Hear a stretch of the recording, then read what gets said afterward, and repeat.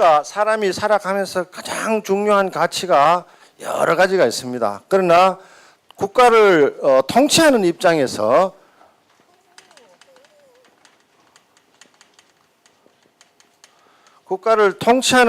가장 중요한 그 아이템은 보통은 그 우리가 부국 강병으로 흔히 이야기를 하지 않습니까? 국가를 부유하게 하고 국방을 튼튼히 한다. 이걸 기본적으로 이제 그 질서와 번영이다. 현대 용어로 표현을 하자면은 국가의 가장 큰 의무는 국민들이 편안하게 살 수 있도록 질서를 확립을 해야 된다. 얼마 전에 서울역에서 늘 술을 마시고 서울역 일대에 그 노숙자들이 많았는데 공권력이 경찰이 들어와서 그걸 단속을 했습니다. 수차례 이야기 됐는데 이제야 이 질서가 바로 잡힌 겁니다. 공권력이 지난 10년 동안 수많은 공권력이 무력화된 질서의 큰 허물을 우리는 안고 있었습니다. 두 번째는 인류의 영원한 숙제인 번영입니다. 의식주를 해결하고 인간으로서의 존엄성을 지켜나갈 수 있는 그러한 상태를 만드는 것이 국가 통치의 가장 중요한 양대 의무입니다. 그래서 오늘 제가 강의 제목을 풍요와 행복이라고 적어놨습니다. 그러면은 오늘 이야기 드리려 하는 이 희망이 왜 우리를 둘러싸고 있는 주변이 무슨 이유 때문에 늘 불안하고 우리의 희망이 잘 이루어질 것 같지 않는 불만족 이런 상태가 되었는가에 대한 원인 진단이 아주 중요합니다. 그 원인을 정확하게 알아야만이 거기에 대한 대책을 낼 수가 있습니다. 이제 12월이 되면 대통령 선거가 이루어지고 또 새로운 5년을 담당할 대통령이 선출이 되고 수권 정당은 이미 4.11 총선을 통해서 결정이 됐습니다. 우리는 많은 기대를 갖고 있습니다. 새로 정권을 담당하게 될 대통령과 그의 참모들은 우리를 어떻게 무슨 방법으로 행복하게 해줄 것이냐, 아니면 혹시나 또 역시가 되는 거 아니냐. 그럼 우리의 삶의 지표는 우리 국가 경제 전략과 어떻게 맞물려 있느냐, 우리가 해야 될 일은 도대체 뭐냐, 이 시대 상황에서 이런 점들을 이제 이야기를 하고자 합니다. 다음 장으로 좀 넘겨주세요. 그걸 합니까? 좀 넘겨주세요. 다음 장. 그 다음 장. 됐습니다. 여기서 아주 중요한 이야기가 나옵니다. 우리 주변을 둘러싸고 있는 여러 가지 현상에 이해를 하기 위한 단어가 세계화입니다. 이 세계화라는 말은 여러 가지 그 의미를 가지고 있고 이 세계화가 가지는 속성을 이해해야만이 우리가 어떻게 대응할까 하는 그 전략을 알 수가 있습니다.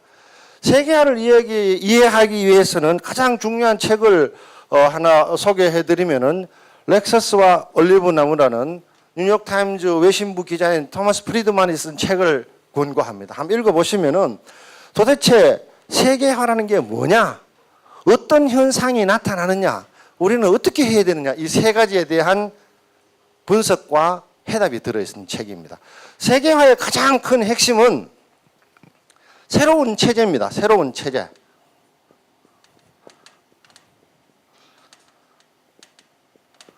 즉 과거에서 현재로 바뀌어버린 겁니다. A에서 B로 바뀌어버린 겁니다.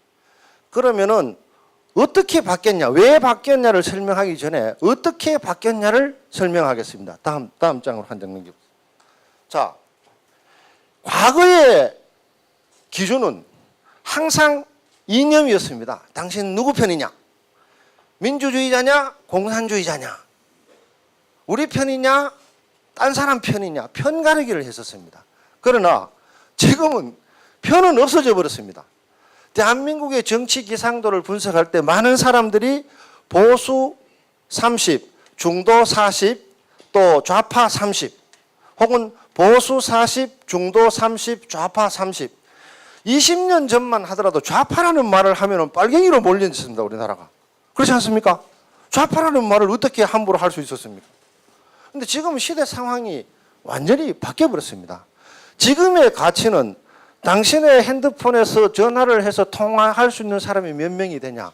그게 가치의 척도가 됐습니다. 소위 얼마만큼 연결이 되느냐? 네 편, 내 편의 문제가 아니고 얼마만큼 서로 연결되느냐 하는 것이 중요한 가치가 되어버렸습니다.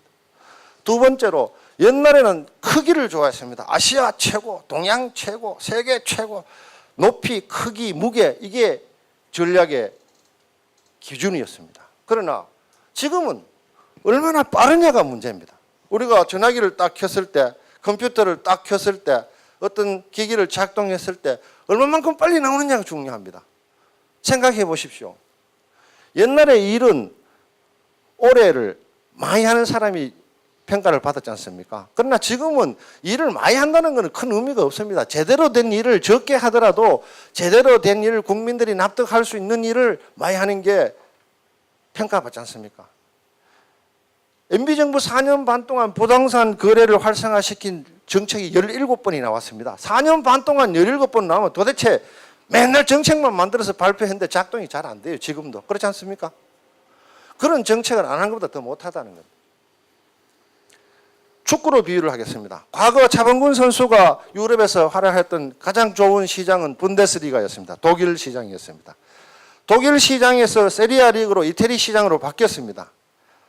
이태리 시장에서 스페인의 프리메라 리그로 바뀌었습니다. 지금은 박지성 선수가 뛰고 있는 프리미어 리그입니다. 세 개의 리그와 프리미어 리그의 차이점이 뭐냐 하면은 우리나라는 병원이나 학교를 외국인이 들어와서 병원이나 학교를 가진 것에 대해서 엄청난 반감을 갖고 있습니다. 여러분 잘 아는 영국의 프리미어 리그의 첼시 구단주는 소련 사람입니다. 지금 프리미어 리그에 돌풍을 일으키고 있는 맨시티는 아랍 사람입니다.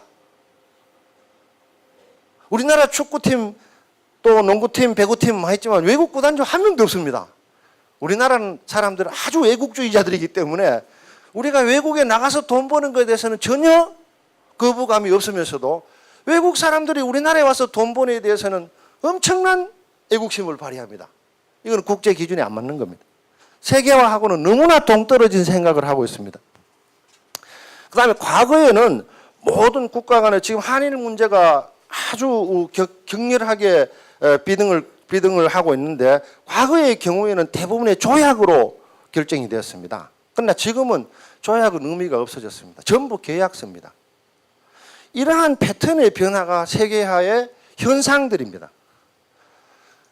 냉전 시대를 주도했던 양대 경제학자는 마르크스와 케인즈입니다. 마르크스는 자본론이라는 공산주의, 그러니까 공동생산, 공동사용을 주장하는 공산주의의 원조죠. 케인즈는 자유시장 경제만으로서는 도저히 국민들의 행복과 질서가 유지 안 되기 때문에 국가가 많이 개입을 해야 된다. 시장에 맡겨둬서는 안 된다 하는 것이 케인즈주의자입니다. 그러나 세계화 시대에 있어서 가장 중요한 경제학자들은 사라져버리고 사업가들이 나타나기 시작했습니다. 여러분이 너무나 잘 아시는 윈도우를 만든 빌 게이츠, 페이스북을 만든 저크버그, 애플의 스티브 잡스, 이런 사람들이 세계를 주도하게 된 것입니다. 자, 30년 전에 한국을 주도했던 사람들과 지금 현재 한국을 주도하는 사람들의 분포도를 한번 생각해 보십시오. 전혀 다른 세계가 펼쳐지고 있습니다. 그런데 불행하게도 우리는 우리가 세계화가 뭐라 하는 이야기를 알기도 전에 세계화는 이미 우리 문 앞에 와버렸습니다. 세계화라는 단어의 원조는 1995년도에 김영삼 대통령께서 오스트레일리아를 방문해가지고 스테이트 비지트라는 게 국빈 방문을 해서 회담을 했는데 원래 외국 가서 큰 회담을 하고 돌아오시게 되면은 한국 국민들에게 뭔가 선언을 해줘야 되는데 이 보따리가 아무것도 안 들어있는 거예요. 야, 그래서 참모들하고 회의를 했습니다. 야, 국빈 방문까지 했는데 우리 한국 가서 뭐라 하노? 그 당시에 일부 나왔던 말이 글로벌라이제이션이었습니다. 세계화를 합시다. 그러면 우리도 세계화의 추세에 발맞춰 가야 된다. 이래 이야기합시다. 좋아, 좋아. 멋지다. 우리는 세계한다. 이래가지고 이제 국내에 와서 세계화를 한다. 이렇게 이제 발표를 했는데 기자들이 물었습니다. 세계화가 뭡니까? 아, 그건 국제화야, 국제화. 아, 국제화는 뭡니까?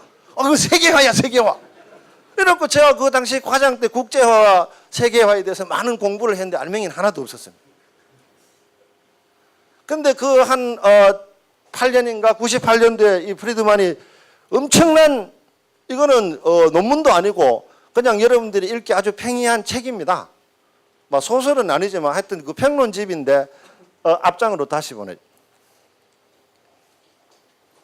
렉서스와 올리브 나무라는 책을 썼습니다. 이 렉서스라는 말은 그 당시 이제 일본의 자동차 회사들이 조금 뒤에도 나옵니다만은 토요타, 혼다, 미쓰다 이런 스즈키 빅4가 있는데, 혼다 자동차에서 벤츠나 BMW에 대응하기 위해서 미국에 출시한 고급 승용차 이름이 렉서스입니다.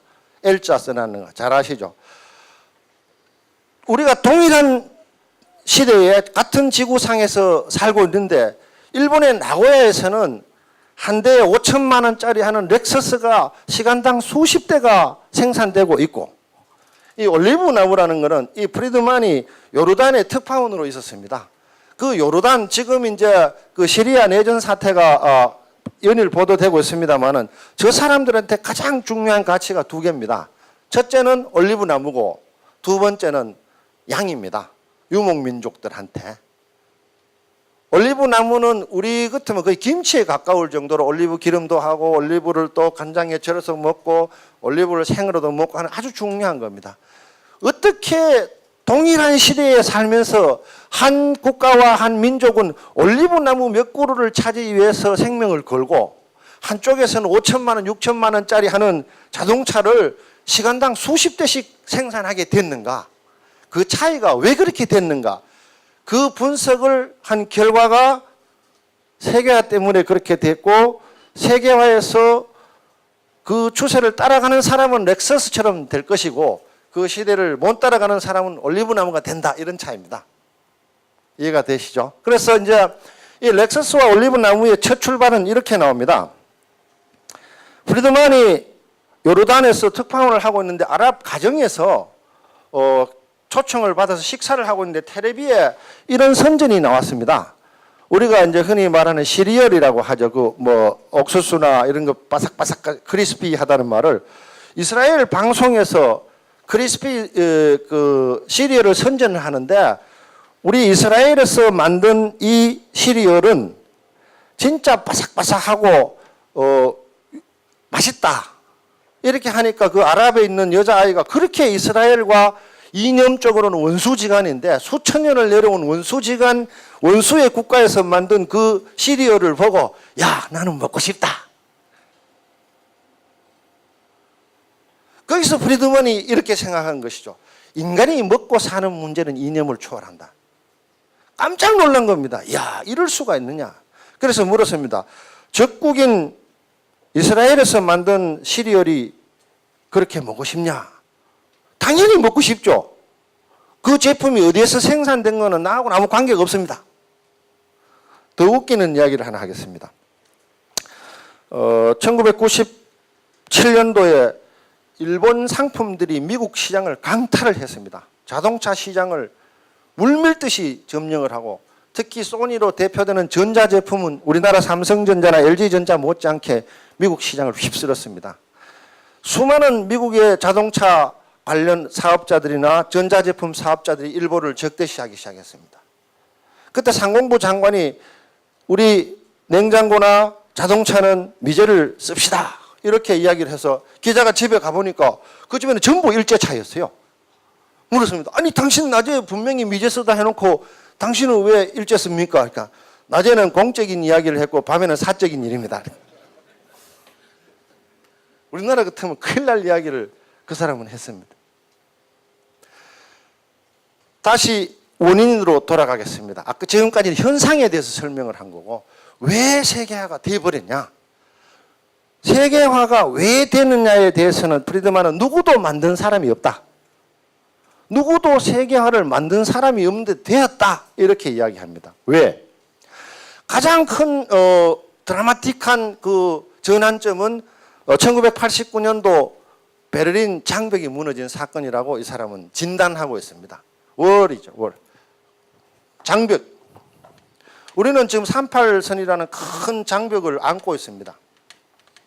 우리는 부자와 가난한 사람, 수도권과 지방, 배운 자와 못 배운 자, 영어를 잘하는 사람과 영어를 잘 못하는 사람, 전부 디바이드가 되어 있습니다.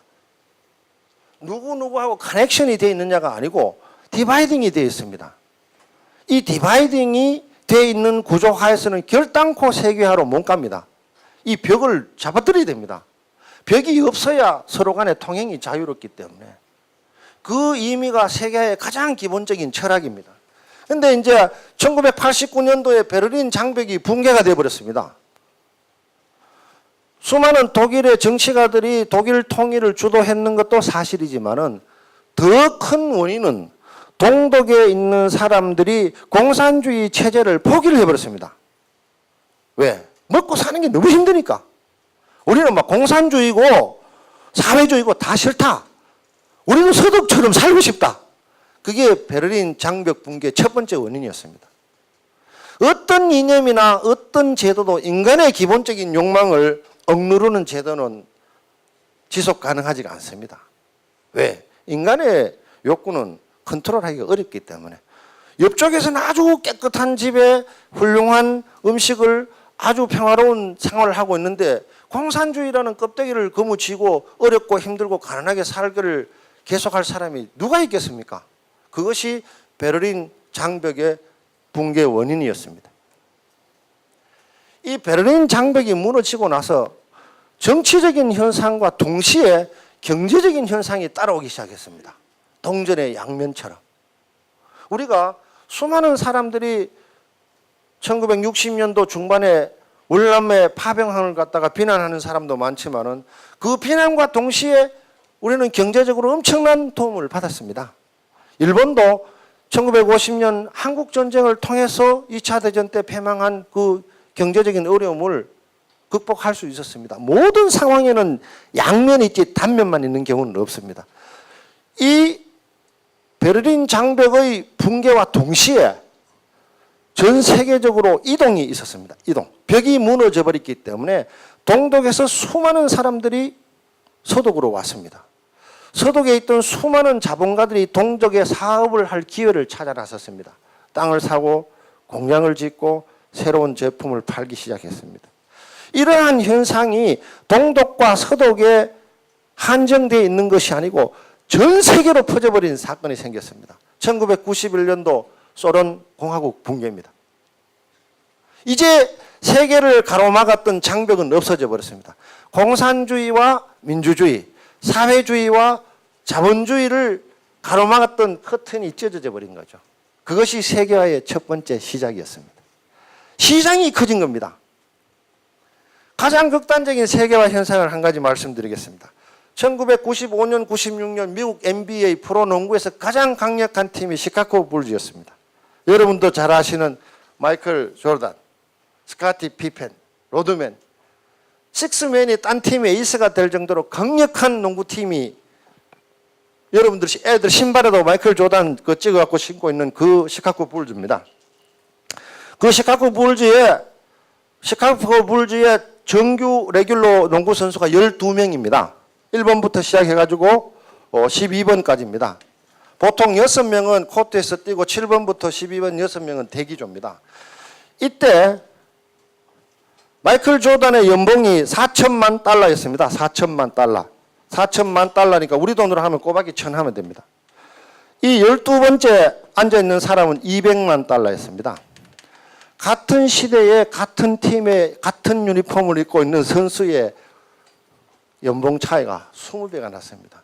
여러분들 다 이제 그 근속 연수에 따라 월급을 받고 동일한 계급에 동일한 연수면 월급이 똑같죠.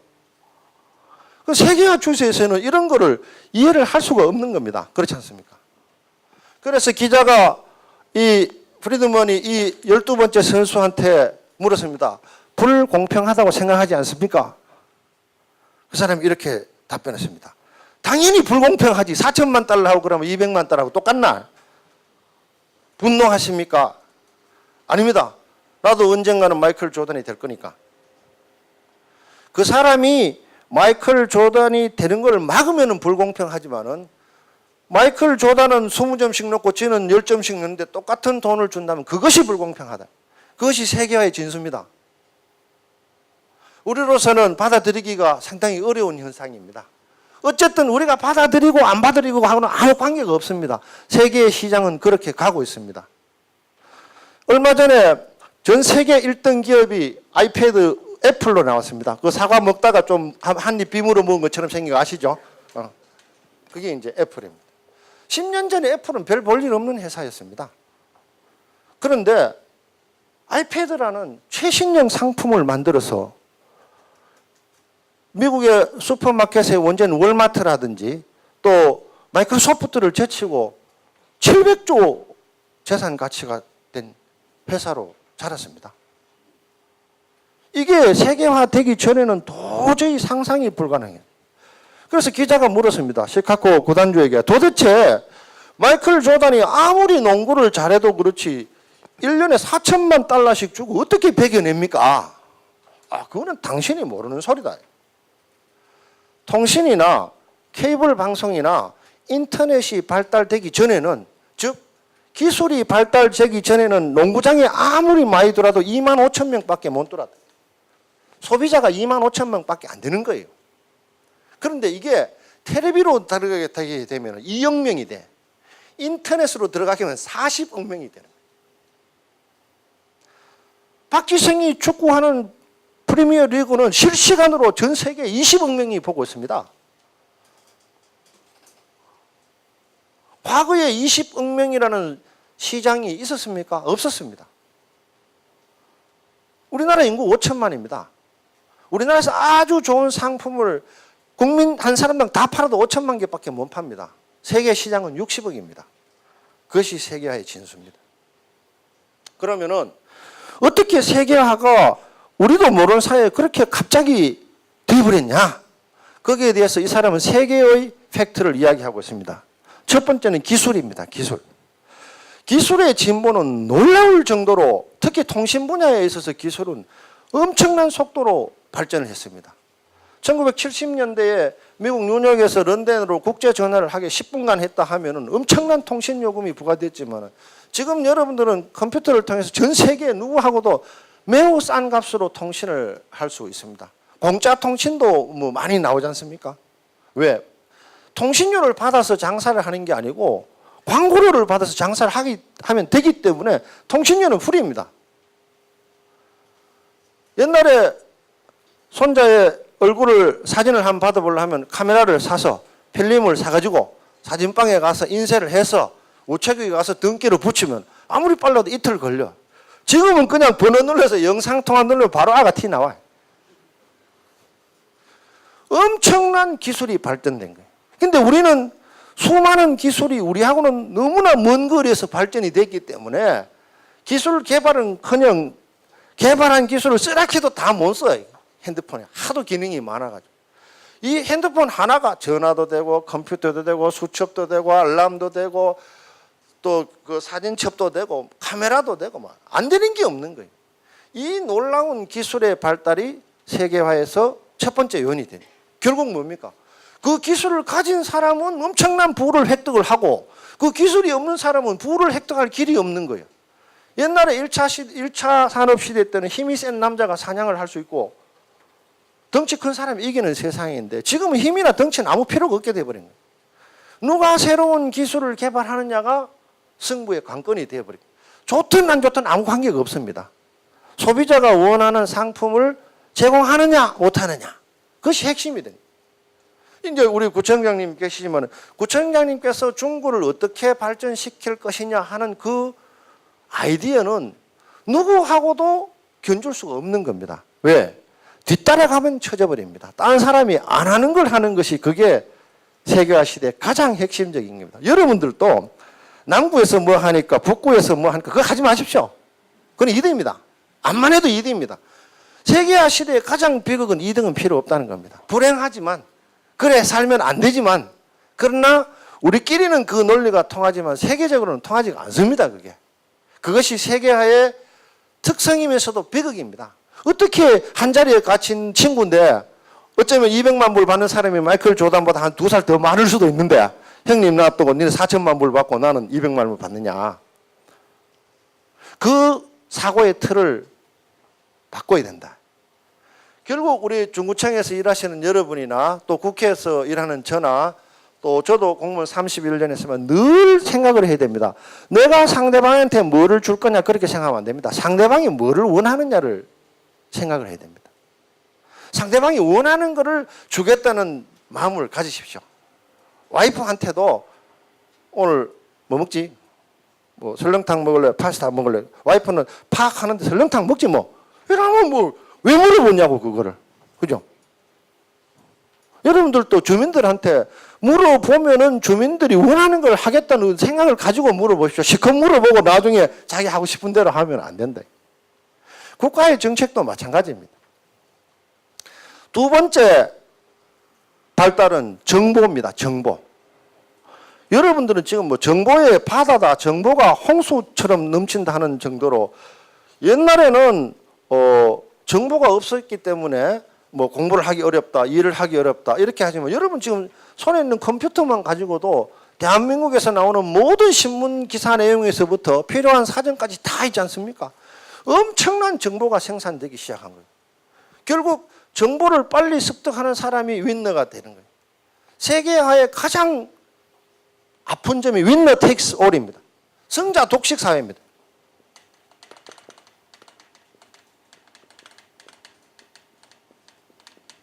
프리드만도 그렇게 주장합니다. 결론에서 세계화는 나쁜 점이 너무 많다.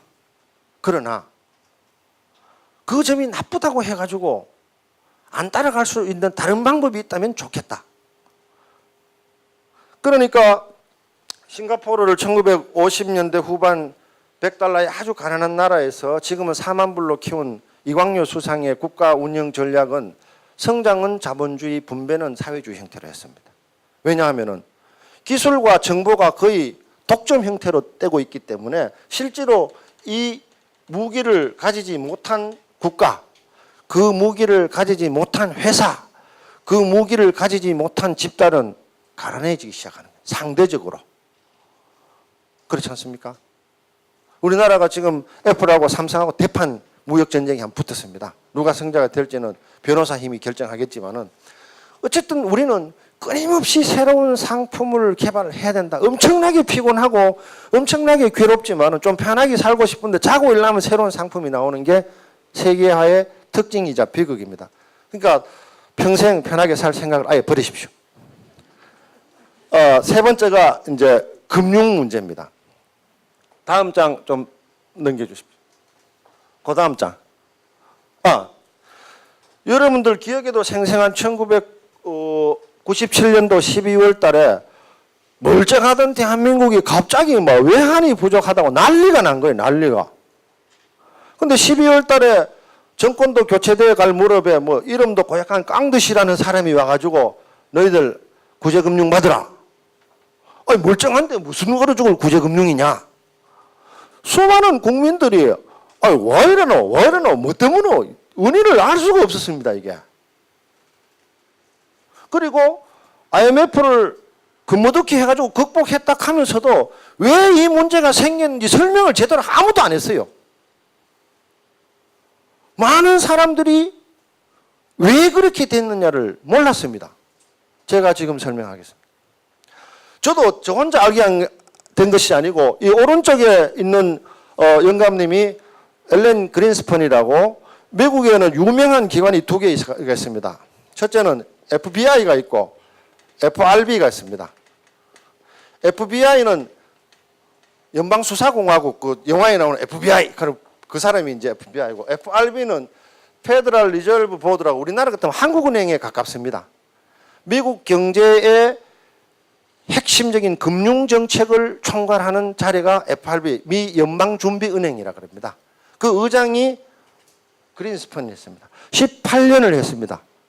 대통령 임기가 4년 같으면은 5 대통령을 모시고 미국의 1980년부터 2000년까지 미국의 경제정책을 좌지우지한 위대한 경제학자가 그린스펀입니다. 저분 제자가 지금 의장인 버냉키라고 요 털 하얗게 나온 그 영감님이 저분 제자입니다.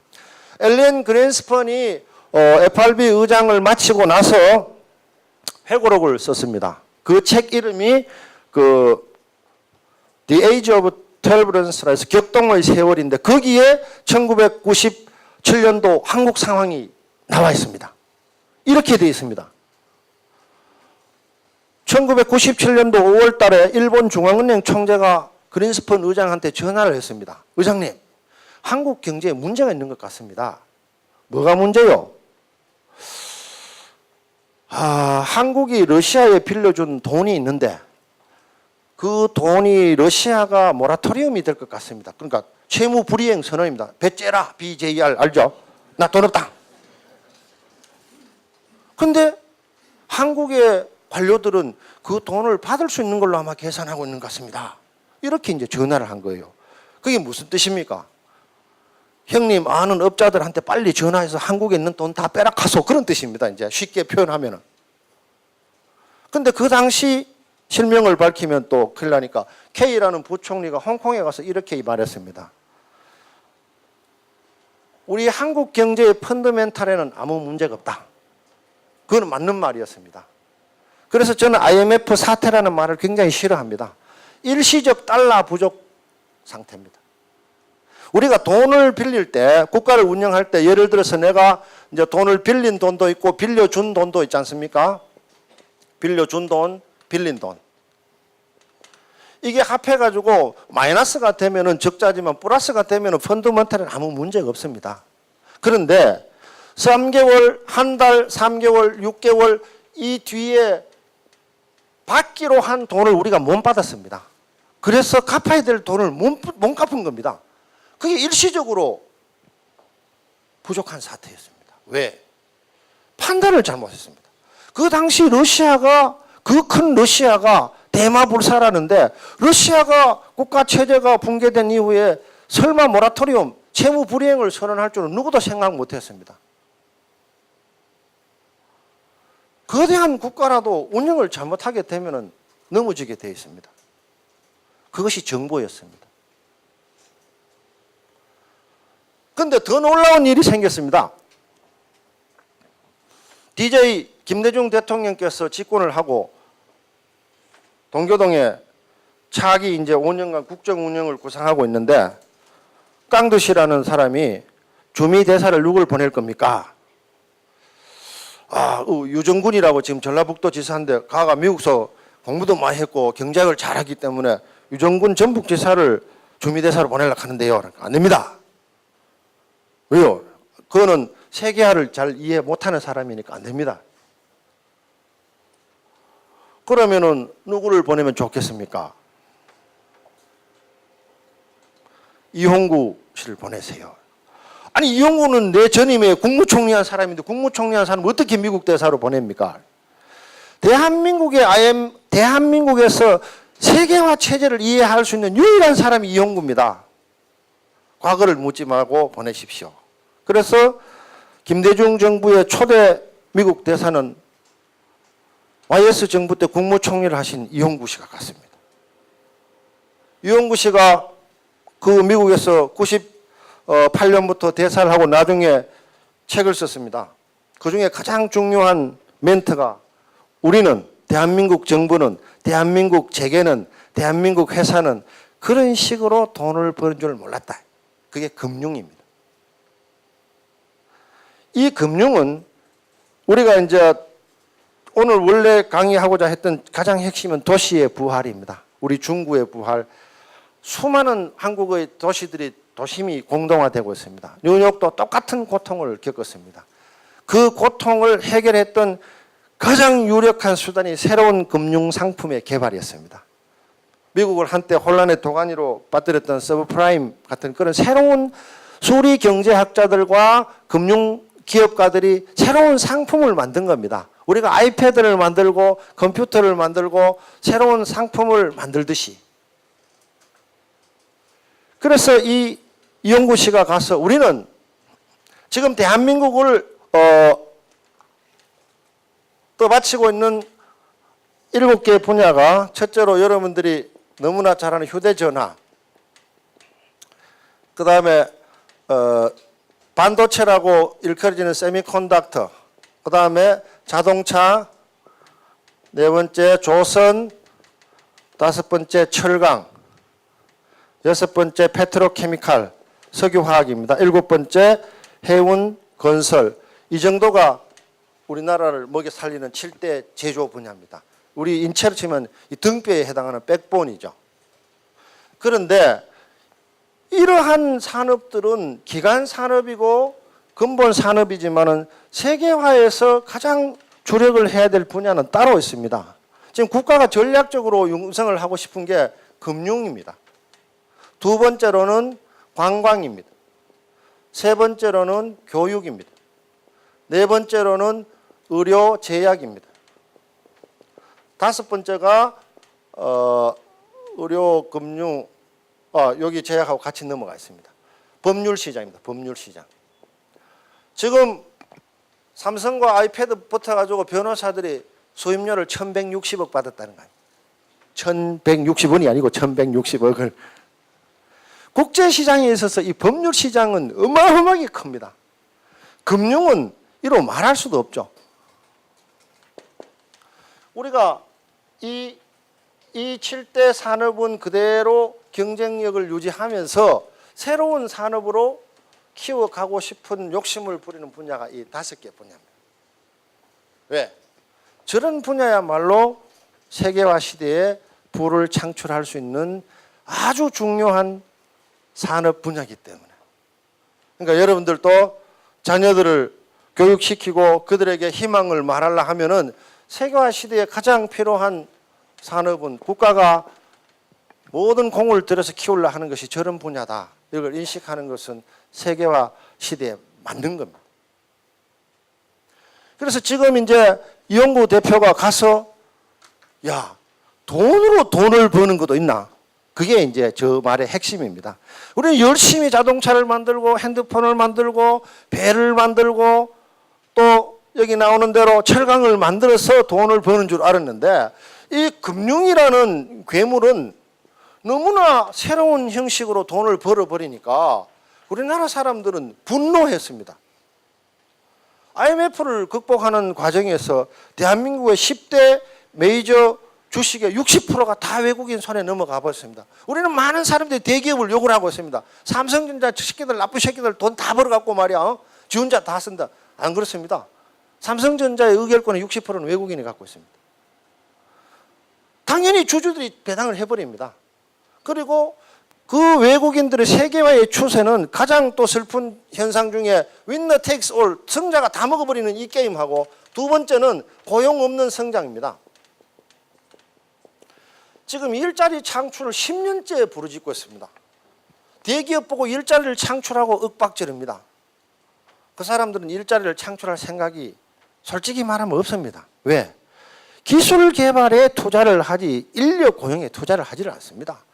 우리나라 인건비 비쌉니다. 우리나라 노동조합의 그 노동활동이 굉장히 경직되어 있습니다. 차라리 중국에, 인도에, 베트남에, 인도네시아에서 가버리는 게 훨씬 낫습니다. 세계화의 가장 비극은 애국주의가 사라져버린 겁니다. 미국의 기업들은 미국에서 거의 안 짓습니다. 현대자동차가 애리조나에 가서 연산 30만 대, 또 조지아주에 가서 60만 대씩 이렇게 만들고 있습니다. 왜?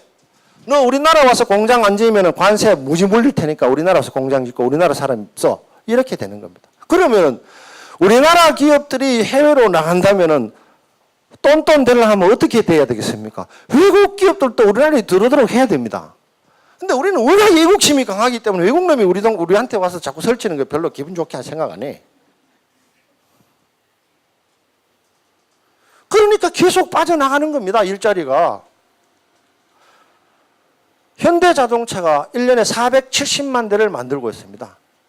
국내에서는 100만 대밖에 안 됩니다. 370만 대를 해외에서 만들고 있습니다. 수많은 일자리가 외국 사람들한테 돌아가고 있습니다. 그래서 지난번에 왜 국내에서 안 만드냐? 그걸 알면서 몰라서 묻습니까? 알고도 묻습니까? 비즈니스는 애국심 경쟁이 아닙니다. 비즈니스는 이윤을 창출하는. 그래서 민자 유치할 때 자꾸 이윤도 안 남으면서 민자하라고 하지 마십시오. 그 사람들은 사회사업가가 아닙니다. 충분한 이윤을 보장해 줘야 됩니다. 그것이 민자 사업의 첫 번째 철학입니다. 여러분들은 밥 실컷 먹고 살찌지 마라. 그런 말이 됩니까? 말이 안 되는 이야기를 함부로 하면 큰일 난다. 다시 앞장으로. 맨 앞장.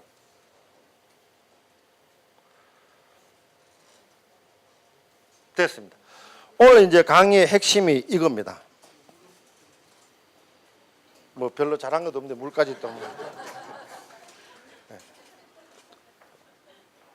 오늘 주제가 이 도시의 승리입니다. 이 에드윈 그레이저라는 유명한 그 하버드 대학교 경제학 젊은 선생님입니다. 나중에 기회가 되시면은 한번 읽어보시면 좋겠고, 제가 2년 전부터 우리 도시정책을 정화하는 국토해양부 직원한테는 책을 사서 다 읽혔습니다. 아주 좋은 내용입니다. 핵심은 그겁니다. 어떻게 하면은 승리한 도시가 될 수 있을까? 승리한 도시는 무엇 때문에 승리했을까? 그것이 이 책의 주제입니다. 그 뒤로 좀 돌려주세요. 뒤로. 다음, 그다음.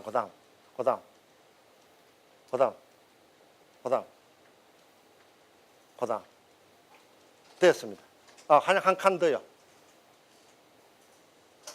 됐습니다.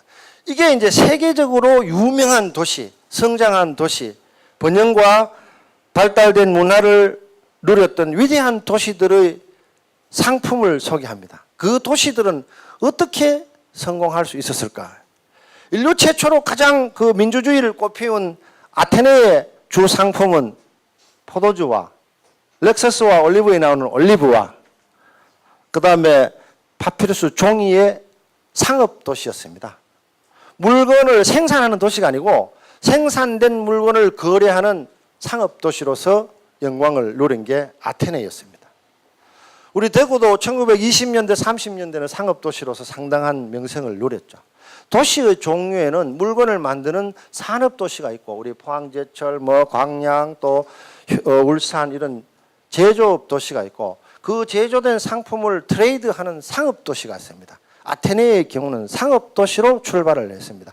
상거래가 발생이 되게 되면은 텍스를 거둘 수가 있지 않습니까? 물건이 들어오게 되면 관세를 거둘 수 있고, 상거래를 하게 되면 거래세를 거둘 수가 있고, 소득이 창출되면은 소득세를 거둘 수가 있습니다.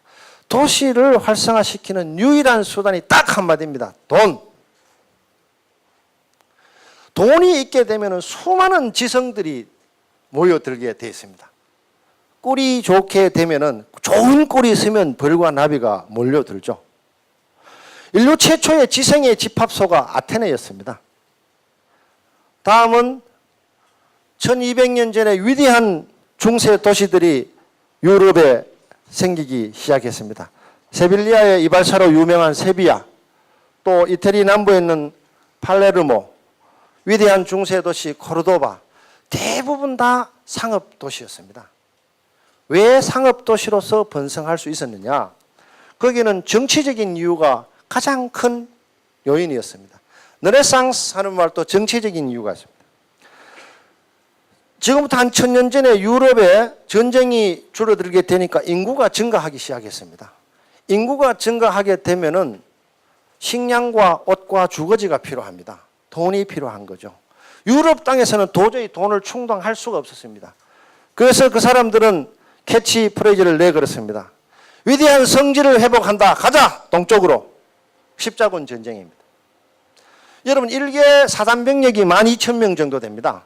일개 사단병력이 예를 들어서 1년 동안 전쟁을 한다고 계산했을 때 거기에 들어가는 식량과 옷과 탄약, 총, 각자 그 군수물자들은 어마어마합니다. 이 중세 도시들은 대부분 다 십자군 전쟁에 필요한 군수 물품을 핸들링하면서 돈을 벌었습니다. 제네바도 마찬가지였습니다. 베네치아도 마찬가지였습니다. 거기서 축적된 돈이 르네상스라는 문예부흥 운동의 기폭제가 됐습니다.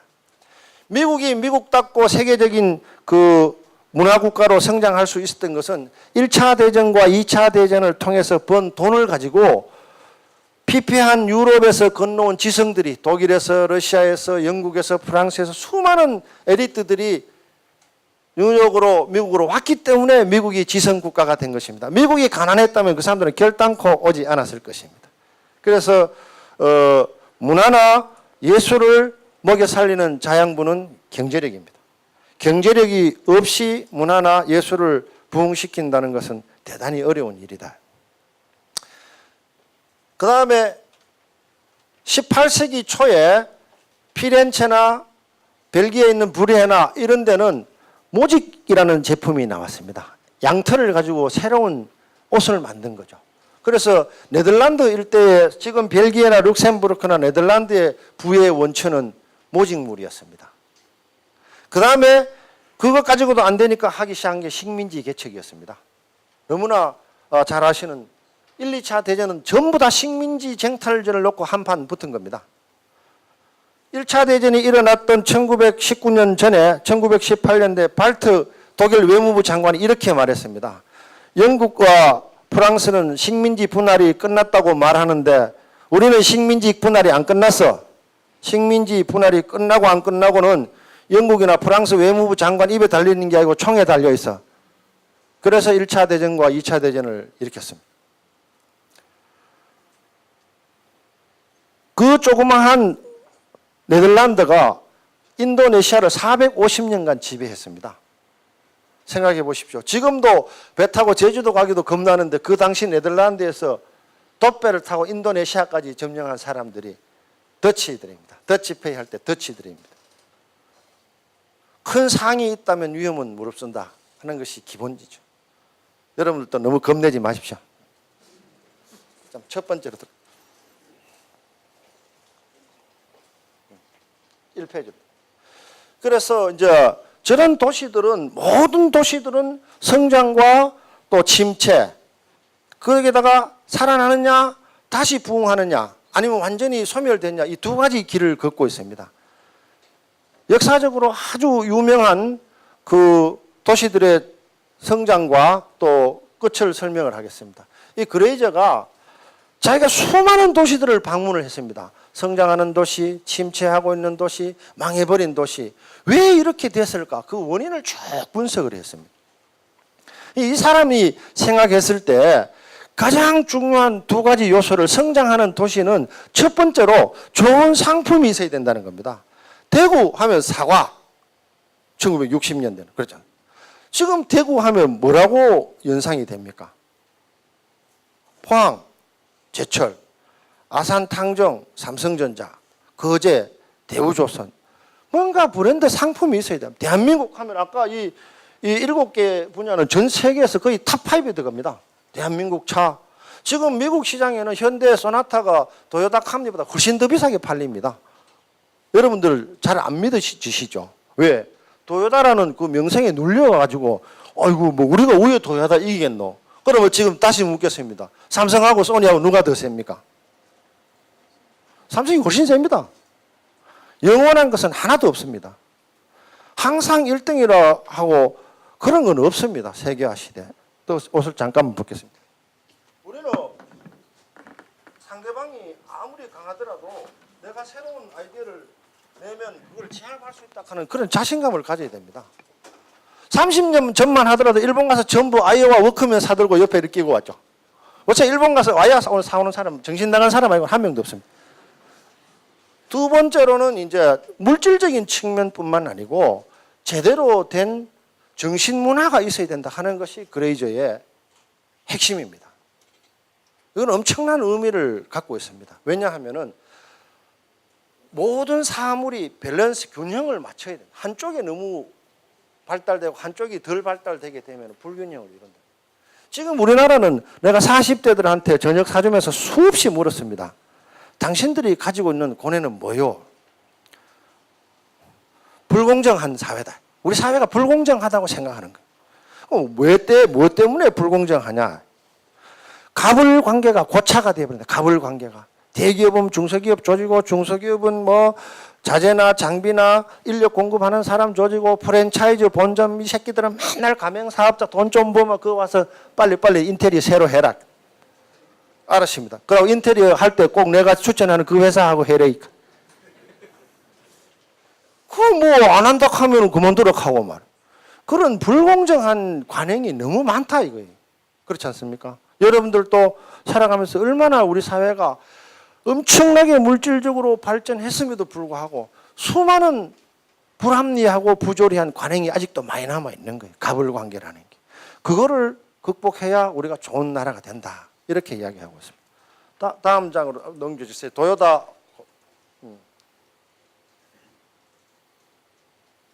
됐습니다. 여기에 세계적으로 유명한 상표 3개가 나옵니다. 포드 자동차, 그 다음에 도요타, 현대. 원래 자동차는 1900년대 초에 디트로이트라는 미국의 오데오 밑에 있는 도시에서 싹이 트고, 그걸 진짜로 기술을 개발하는 것은 벤츠와 다임러라는 독일의 엔진이었습니다. 1900년대 초반에 디트로이트는 미국에서 생산된 옥수수나 소고기나 이런 농산물이나 축산물들을 영국이나 유럽으로 수출하는 항구였습니다. 수많은 배들이 떠나드는 항구였어요. 그때 그 선박 엔진 회사의 포드라는 젊은 천재가 일하고 있었습니다. 야, 배 엔진은 막 엄청나게 큰데 이 엔진을 쪼맨하게 만들어 가지고 마차에 연결하면은 이 마차라는 게 이제 말이 또 아프거나 뭐 빨리도 못 가고 멀리도 못 가니까 기계로 가는 외건을 만들면은 좋지 않겠느냐, 이런 이제 아이디어를 생각한 거죠. 그게 자동차 산업의 출발이었습니다. 지금 100년밖에 안 됐습니다. 그 포드가 자동차와 마차를 말을 떼내고 마차에다가 엔진을 장착한 게 자동차의 효시입니다. 그게 포드 자동차입니다. 이 포드 자동차가 1901년도에 아이디어가 나왔는데 이게 1925년도 되니까 2천만 대가 미국 땅에 돌아다닐 만큼 새로운 문명의 아이콘이 됐습니다. 지금 페이스북이나 뭐 비아그라 이상으로 유명한 거죠. 한 10년 전만 하더라도 대한민국 최고 똑똑한 아이들이 한의대 갔습니다. 그렇죠? 지금 아무도 안 갑니다. 왜? 양대 폭탄이 떨어져 버렸어요. 비아그라하고 정관정하고. 한의사들이 가장 중요한 수입원이 폭탄을 맞은 겁니다. 보약지 줘야 되는데. 보약 대신에 비아그라하고 정관정 먹는 거예요. 그 사람들이 그런 예측을 했다면 누구도 거기 가지 않았을 것입니다. 마찬가지입니다. 그 포드가 전 세계 시장을 휩쓸기 시작했습니다. 그런데 불행은 다가왔습니다. 1980년대에 불황의 그림자가 디트로이트를 전역을 뒤덮기 시작했습니다. 그 상황을 쓴 책이 The End of Detroit라고 디트로이트의 종말이라는 컬럼니스트가 썼습니다. 그러면은 그렇게도 세계를 지배했던 강력한 포드가 토요타한테 밀리고 4, 5년 전에 여러분 토요타 사태 아시죠? 미국에서 토요타 리콜 사태가 있었습니다. 그 토요타가 그 폰이 만들던 현대한테 카운터 펀치를 맞은 이유를 설명을 하겠습니다. 우리가 이제 구청장님도 계시고 국장님들도 계시고 또 새로운 대통령도 탄생하시겠지만 국가나 조직을 어떻게 운영할 거냐 하는 기본 철학이 굉장히 중요합니다. 컨셉을. 포드는 이렇게 생각했습니다. 우리는 자동차 시장에 관한 한 우리를 갈굴 사람이 없다.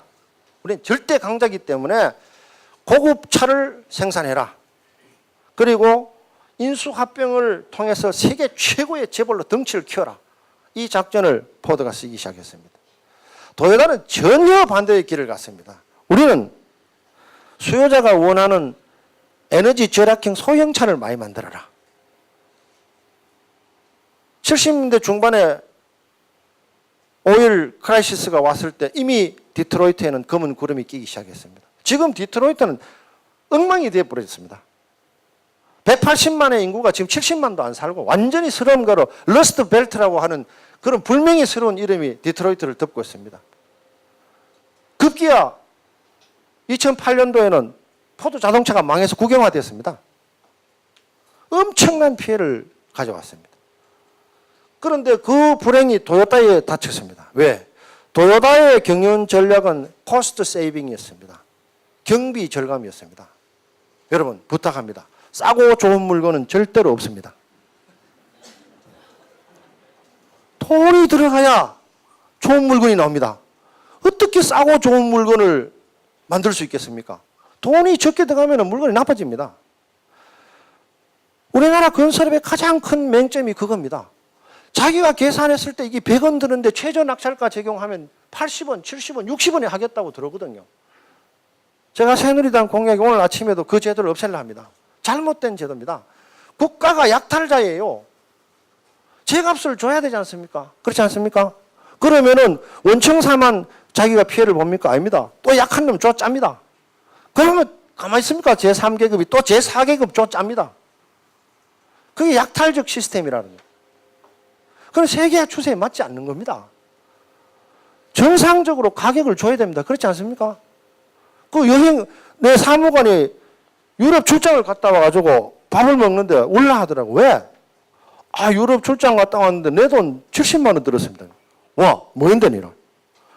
같은 사무관 가면이기 때문에 2명씩 기준으로 되어 있는 거요. 그럼 남자하고 여자하고 어떻게 같이 살 겁니까? 그 지는 독방 쓰니까 돈 더 내라 이래 된 거예요. 그런데 국토해양부 장관한테 전화를 했습니다. 정신 나간 짓 좀 그만 고치라고. 그게 맞는 제도입니까? 총과장 잘 살펴보세요. 또 출장비 갈 때 남녀 같이 그렇게 계산하지 말고. 세계화 시대에 전혀 안 맞는 이야기다. 이거. 현실을 전혀 고려 안 한 일방적인 공급자 위주 정책이다. 그래 하면 안 된다. 그래서 다시 이제 돈 돌려받아서 줬습니다. 품질을, 돈이 들더라도 품질을 좋게 해라. 품질을 좋게 해라. 현대자동차가 앞으로 5년간 생산 목표가 1000만 대입니다. 1000만 대. 아주 개인적으로 윤리적으로 문제가 있는지 없는지 그건 제가 조사를 안 해서 잘 모르겠지만 어쨌든 현대자동차가 세계 자동차 시장에서 차지하는 비중과 성장 가능성과 그들이 채택했던 전략은 유효했다. 이렇게 말할 수가 있습니다. 제가 작년에 미국 조지아 갔을 때 현대자동차 공장 현장에 가서 근로자한테 물었습니다. 당신은 여기에 근무하는 걸 만족하느냐? 만족한다. 정말 만족한다. 이 동네에서 현대자동차에 근무하는 그 선호도가 거의 탑이다. 왜? 양반이 무지 재밌는 이야기를 하나 해줬습니다. 현대자동차에서 우수 사원으로 선정이 되게 되면 8,000명인데 그 중에 뭐 2~3명 매년 우수 사원으로 선정되면은 칼 비행기를 타고 한국에 10일간 연수를 보내준다는 겁니다. 전 세계 스튜디오스 중에 가장 경쟁력이 높은 스튜디오스가 대한민국 스튜디오스입니다. 최고로 이쁘고, 최고로 젊고, 최고로 싹싹하고. 딴 비행사하고는 경쟁이 안 돼요. 우리 두바이에 새로 항공사가 생겼는데 거의 400여 명이 한국 스튜디오스들이 가 있습니다. 항공, 해운, 건설. 우리는 시장이 5천만 시장을 봐서는 안 됩니다. 60억 시장을 바라보고 대구가 좋기는 좋지만 좀 덥고 그래서 탈이지만 더 많은 눈을 크게 뜨고 해외로 갑시다. 해외로 가야 됩니다. 여러분의 아이들이 꼭 한국에만 살기를 강요하지 마십시오. 더 좋은 세상이 기다리고 있는데 왜 이 더운데 자꾸 살락합니까? 그러니까 인구 감소는 또 차치하고 우리가 나가면 딴 사람 불러들이면 됩니다. 그것이 세계화의 가장 본질이에요. 그래서 이 세계 회사들이 특징이 있는데 지금 이제 앞에 말씀드린 도요타와 포드와 현대의 전략은 각각 달랐습니다. 그런데 에드윈 그레이저가 가장 조심하라고 충고하는 한 점이 있습니다. 매스 프로덕션, 매스 컨숨션인데 똑같은 제품을 대량으로 만들어서 싸게 파는 시스템은 이미 간 거다. 그러니까 산업화 시대. 그러니까 다양성이라는 말이 있는데 우리는 뭔가 달라야 됩니다. 똑같으면 2등이라니까. 옆집에서 소고기를 먹으면 나는 기분 나빠서 돼지고기를 먹어야지 옆집에 소고기 먹는다고 돼지고기 먹다가 갑자기 또 소고기 사 먹으면 그게 2등이라는 겁니다. 늘 디퍼런트를 추구하십시오. 나는 다름을 추구해야 됩니다. 동일한 것은 산업화 시대의 특징입니다. 똑같이 까만 옷 입고 똑같이 8시 출근해서 똑같은 식당에서 똑같은 메뉴로 점심 먹고 똑같이 퇴근해가지고 애 생일이 똑같아. 그게 이제 소위 말하는 매스 프로덕션 시대의 특징입니다. 지금 세계화 시대는 매스 프로덕션 갖고는 안 되는 거예요. 싸다고 물건을 선택하는 경우가 너무 적으니까. 그렇지 않습니까? 여러분들도 옛날에는 KBS나 MBC가 틀어주는 대로 봤지만 요즘은 리모컨 딱 누워가지고 한 30개 계속 눌리잖아요. 마음에 안 드는 건 안 보는 거예요. 똑같은 거 누가 보겠습니까? 다른 걸 해야 되는 거예요. 우리 중구도 남구나 서구 자들하고는 다르게 해야 된다니까. 자들하고 하는 건 하지 말고 새로운 걸 해야 돼요. 그래서 이 포드 자동차로 대표됐던 디트로이트라는 시가 멸망을 해버리게 된 가장 큰 이유가 상품이 한 개밖에 없었다는 겁니다. 에드윈 그레이저의 주장은. 우리가 밥 먹으러 갈 때도 여러 식당을 초이스할 수 있도록 해줘야지. 디트로이트 하면 포드, 포드 하면 디트로이트인데 이게 무너지기 시작하니까 도시 전체가 다 무너져 버리게 된 겁니다. 우리가 주식을 살 때도 뭐 A도 사고 B도 사고 C도 사야지 몰빵으로 딱 샀다 그거 망하면 완전 박살나는 거 아닙니까? 그죠? 이 구청 운영도 한쪽으로 너무 몰면 안 된다. 맨 앞으로 갑시다.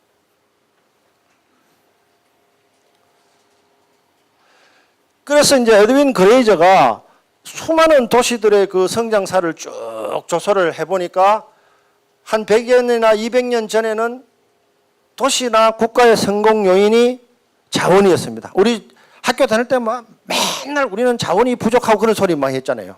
그러나 자원이 없는 나라들도 세계화 시대는 엄청나게 잘 살고 있습니다. 싱가포르도 그렇고 벨기에도 그렇고 룩셈부르도 그렇고 수많은 도시들이 지금은 국가 개념이 별로 없습니다. 전부 도시 대 도시, 도시 대항전입니다. 우리가 대한민국이라 하더라도 뭐 서울하고 부산하고 대구하고는 전혀 다르지 않습니까? 지금은 도시가 성장의 상징입니다. 우리가 뭐 런던 올림픽 하지 뭐 영국 올림픽 그런 말 잘 안 하잖아요. 올림픽 대구서도 월드컵 다 했는데 꼭 서울 올림픽 이렇게 이야기. 그만큼 도시는 중요한, 그 중요한 도시를 성장시키기 위한 전략은 과거의 전략처럼 우리는 자원이 부족하기 때문에 부자가 될 수 없다. 그런 생각을 하면 안 된다는 게 그레이저의 주장입니다. 아주 중요한 말이 나옵니다. 오늘날의 경제적 성공 요인은 얼마나 똑똑하냐. 누가 새로운 아이디어를 내느냐가 승부의 관건이다. 덩치가 크고 가문이 중요하고 그런 게 아니다. 누가 새로운 아이디어를 내느냐. 우리 아이디어가 풍부하신 구청장님 또 무슨 여기 뭐 항제 어각길도 만드시고 뭐 또 무슨 중국의 새로운 관광 그 상품들을 많이 만들어서 수많은 사람들이 아 좋다 이런 평가를 받지 않습니까? 여러분들도 작년에 했던 거 그대로 하고 작년보다 뭐 한 5% 정도 더 올려서 하지 뭐 이렇게 인크리멘탈리스트라고 해서 작년에 했던 것보다 5%짜리로 계속하면 그런 상품 가치가 전혀 없습니다. 왜냐하면은 사람들이 그런 상품에 대해서는 관심을 쏟지가 않죠. 그러니까 머리에 쥐가 나더라도 오늘 당장부터 아이디어를 내십시오.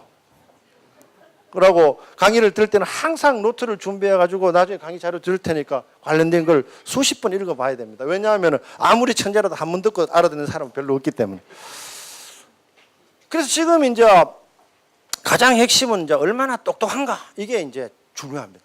제가 보건복지부 가서 하고 싶은 내용이 두 개가 있습니다. 하나는 대구에 첨단 복합 의료 단지 만든다 하는데 내가 물었습니다. 첨단 의료 복합 단지가 뭐고?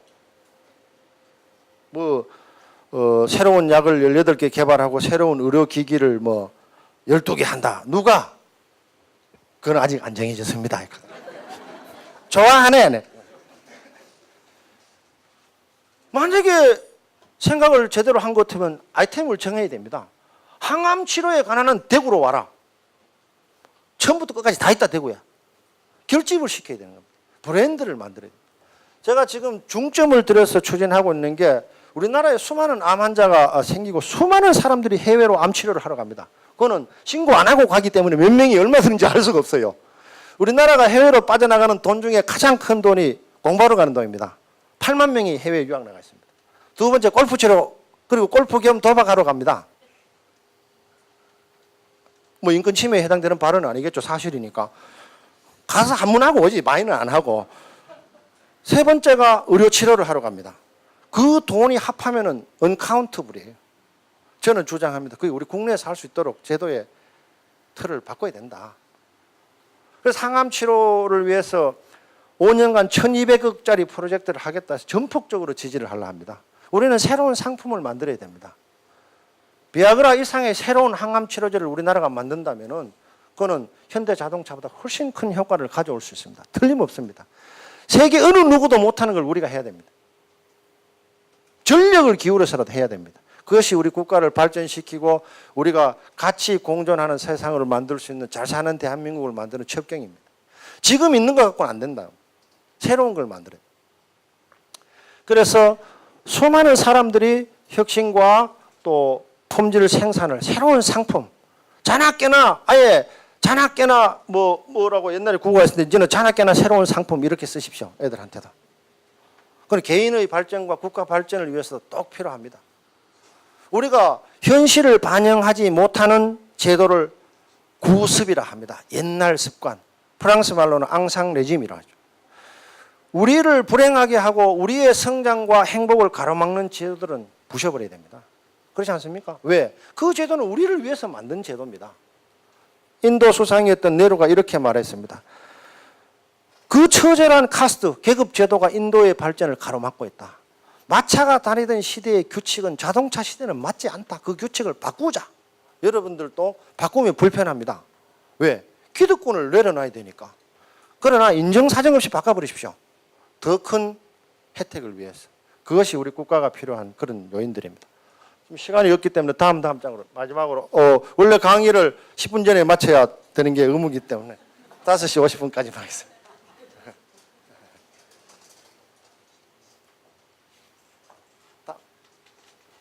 다음. 네, 됐습니다. 지금까지는 에코노믹 사이드만 이야기했습니다. 한쪽만 이야기했어요. 한쪽만. 이 에코노믹 사이드가 왼쪽이라면 지금 오른쪽 이야기를 하고 에코노믹 사이드가 오른쪽이라면 왼쪽 이야기를 하겠습니다. 전 세계에 유태인들이 한 1600만 명 정도 있습니다. 미국에는 540만 명이 있습니다. 세계 경제학상, 세계 노벨 의학상, 노벨 경제학상의 3분의 1을 유대인들이 갖고 갑니다. 그 비밀을 소개하고자 합니다. 어떻게 하면은 500만 명밖에 안 되는 주이시들이 2억 8천만의 미국을 쥐었다 나라. 조그마한 이스라엘의 전 수억의 아랍을 상대로 싸움을 벌일 수 있는 비밀을 이야기합니다. 비밀. 이건 엄청나게 앞에 이야기했던 것보다 더 중요한 의미인지도 모릅니다. 이거는 텔리 슈켄이라는 미국에 사는 이스라엘 랍비가 쓴 원제목은 The Book of Jewish Value입니다. 유대인들의 가치입니다. 자, 질문하겠습니다. 우리 국장님께 질문하겠습니다. 쉬운 질문입니다. 제가 세 가지 중에 어느 것이 가장 중요한지 솔직하게 답변해 주세요. 첫째로 윤리, 둘째로 신앙, 셋째로 직업. 어느 것이 자제분한테 이 중에 고르라 하면 어느 걸 제일 중요하다고 가르치셨습니까? 직업. 예, 아주 훌륭하신 답변입니다. 우리 부모들은 우리 아버지 우리 엄마도 그랬고 나도 우리 애들한테 그러는데 그렇게 가르치면 안 됩니다. 세계화 시대는. 주이시들은 아이가 말을 알아듣기 시작할 때는 이렇게 이야기한다 합니다. 너는 죽어서 하나님이나 부처님이나 신에게 가면 어떤 질문을 받겠니? 잘 모르겠습니다. 신은 너에게 세 가지 질문을 할 거다. 첫째로 너는 나를 믿느냐? 이러면 100%가 예!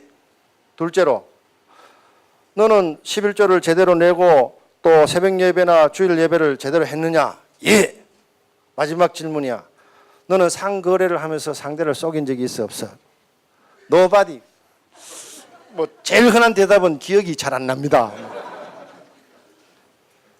주이시들은 이렇게 가르칩니다. 하나님을 믿는 것보다도 예배를 하는 것보다도 상대를 속이지 않는 것이 가장 중요하다. 우리가 2000년 동안 디아스포라, 즉 떠도는 방랑객으로 또 유대인 학살 사건으로 600만 명이 죽었지만 지금까지 주이시들이 살아올 수 있던 가장 중요한 가치는 정직함이었다. 절대로 속이지 않는다. 절대로 속이지 마라. 인생에 있어서 가장 중요한 것은 하나님을 믿는 것보다 더 중요한 것은 정직함이다. 하나님을 잃어버리면 반을 잃어버리는 것이고 정직함을 잃어버리는 것은 전부를 잃어버리는 것이다. 우리는 돈이나 명예를 잃어버리는 것은 반을 잃어버린 것이고 건강을 잃어버리는 것은 전부를 잃어버린 것이다. 그렇게 가르치죠. 네? 건강보다 더 중요한 것은 정직함입니다. 신뢰죠. 신뢰. reputation이라고 합니다. reputation. 예를 들어서 인사과장이 구청장님한테 이번에 이 누구 승진 좀 시켜주시죠. 이런 볼 때 첫 마디가 보통 그렇지 않습니까? 그 사람 어떻노? 훌륭합니다. 정직합니다. 성실합니다. 이렇게 평판되는 거하고 뭐 그저 그렇습니다. 그렇게 평판되는 거는 일생을 좌우합니다. 사람도 상품입니다. 그렇지 않습니까? 그 사람 거짓말쟁입니다. 이러면 도대체 쓸 재간이 없지 않습니까? 그래서 우리 사회가 불공정하다고 느끼는 요인 중에 정직함의 문제가 굉장히 큰 문제가 있습니다. 그래서 한때는 공정사회라는 게 거의 뭐 싸이의 무슨 춤보다 훨씬 더 유행했던 것도 우리가 그만큼 공정하지 않고 정직하지 않다는 증거입니다. 그래서 우리는 교육 체계에 있어서 가장 중요한 것이 그겁니다. 두 번째로 지금 노인 문제라든지 자녀 문제가 굉장히 사회 문제화되고 있는데 주의시들이 가장 중요시하는 아침 저녁으로 아이들한테 기도를 시키는데 첫 번째가 아버지와 어머니를 공경하라고 가르칩니다. 아침 저녁 기도할 때 맨 처음에 아버지와 어머니를 공경하는.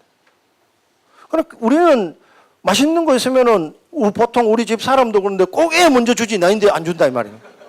우리 어머니는 항상 아버지 먼저 줬는데 우리 집에는 이상하게 돼가지고 난 남은 거 있으면 좀 먹고 애들부터. 그러면 안 됩니다. 아시겠죠? 남편을 항상 남편.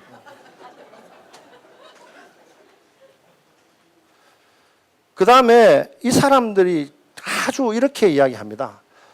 너는 딴 사람한테 돈으로 도와주는 게 더 좋을까? 아니면 친절한 미소와 상냥한 말하는 게 좋을까? 이러면 한국 사람들은 99%가 돈으로 주는 게 중요하다고 가르칩니다. 그러나 주의시들은 절대로 그렇게 안 합니다. 돈은 있는 사람은 언제든지 얼마나 줄 수 있기 때문에 돈은 주로 주는 것은 별로 중요 안 하다. 진정으로 그 사람에게 신경질 나 있더라도 얼굴을 딱 보면 미소를 짓고 또 상냥한 말을 해야 된다. 그렇게 가르치는 거예요. 기본을 가르치고 있는 거죠. 원칙을 가르치고 있는 거죠. 우리는 기본과 원칙 위에 어떤 조화나 변화를 구해야 되는 것이지 기본과 원칙이 무너져 버리면 전체가 다 무너져 버립니다. 제가 2년 전에 미국에 애들을 데리고 출장을 갔는데 저녁 먹다가 이렇게 말했습니다. 자, 지금부터 핸드폰 꺼내가지고 와이프한테 전화를 해라. 사랑한다. 미치도록. 그리고 30분 뒤에 답변을 다 내는데 보여줘야 된다. 30분 뒤에 전화기 뺏어 보니까 제일 많이 온 답변이 미쳤나요? 두 번째 답변이 무슨 잘못하고 있는데 또 이런 짓 하지? 이렇게. 오늘 강의 끝나면 즉시 핸드폰으로 사랑하는 배우자나 친척한테 문자 보내십시오. 사랑한다고. 그 다음에 이 유대인들의 가장 중요한 관점이 정직하고 관련된 점이 돈입니다. 요 중간에 동그라미 써놨는데 다른 사람의 돈을 자기 돈처럼 소중하게 생각하래요. 이게 토라라는 게 300수십 가지의 계율이 있는데 결론이 이렇게 나왔습니다. 다른 사람들과 거래를 정직하게 하는 것은 토라의 360가지 의무를 다 한 것보다 더 중요하다. 이해가 되십니까?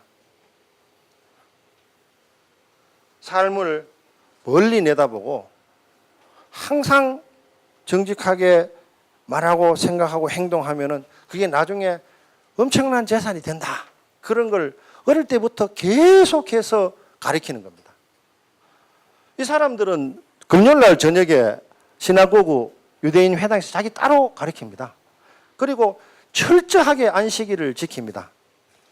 토요일날 해 빠질 때부터 그 다음날 금요일날 해 빠질 때부터 토요일날 해 빠질 때 24시간. 그때는 친구 만나러 안 갑니다. 등산 안 갑니다. 골프 치러 안 갑니다. 그 유명한 이스라엘 골프장 하나밖에 없대요. 왜? 가족이 중요합니다. 모든 교육은 할아버지가 손자, 손녀한테, 아버지가 하니까. 여러분들은 다 생각해요. 교육이 학교 선생님이 하지 무슨 아버지가. 천만에. 교육은 아버지가 하는 거예요. 엄마가 하는 것도 아니에요. 반드시 그게 주의시의 전통입니다. 삶과 죽음, 할아버지와 아버지와 손자와 이 3대 관계가 우리나라 옛날 대가족 제도처럼 자연스럽게 그걸 할아버지가 계속 이야기해 주는 거예요. 너희 중조 할아버지는 무슨 일을 했고 어땠고. 그래서 이 패밀리 히스토리에 대해서 엄청난 방점을 두고 교육을 하는 거예요. 오늘 저녁에 술 약속 있는 분들 전부 다 취소하고 집으로 가서 자녀와 함께 그렇게 해야 됩니다. 이건 앞서 말씀드린 에코노믹 측면 전체보다도 훨씬 더 중요한 가치라고 저는 분명히 생각합니다. 우리 사회도 그렇게 가기를 소망합니다. 마지막 장면. 그래서 결론을 내리겠습니다. 아주 쉽습니다. 다음. 한 장 더. 네. 이겁니다. 도시도 우리 개인의 운명도 남이 결정하는 것이 아니고 우리 스스로가 결정하는 겁니다. 운명을 결정한 가장 좋은 방법은 공부하는 겁니다. 많이 공부하고 많이 생각하고, 아까 제가 추천해드렸던 책 2권 정도를 사서 한 30번씩 읽으면 한 3년 정도 걸릴 겁니다. 그러니까 한 30번 정도는 읽으면 그 오징어도 10번 이상 씹어야 맛이 나는데 책을 한꺼번에 읽어서는 도저히 이해하기 어려우니까 한 30번 읽는다 생각하시고, 여러분들이 오늘 이야기 드린 이런 여러 가지 툴로 열심히 노력하면 반드시 성공하고 여러분이 꿈꾸는 인생의 승부는 겁니다. 이기는 사람은, 내가 하고 싶은 일을 하는 사람은 승자, 내가 하기 싫은데 일하는 사람은 패자입니다. 여러분들 모두가 여러분이 하고 싶은 일을 하면서 사는 인생이 되기를 기대하겠습니다. 감사합니다.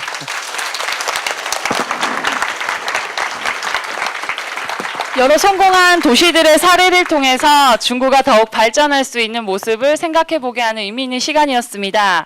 훌륭한 강의를 해주신 김희국 의원님께 다시 한번 큰 박수 부탁드립니다.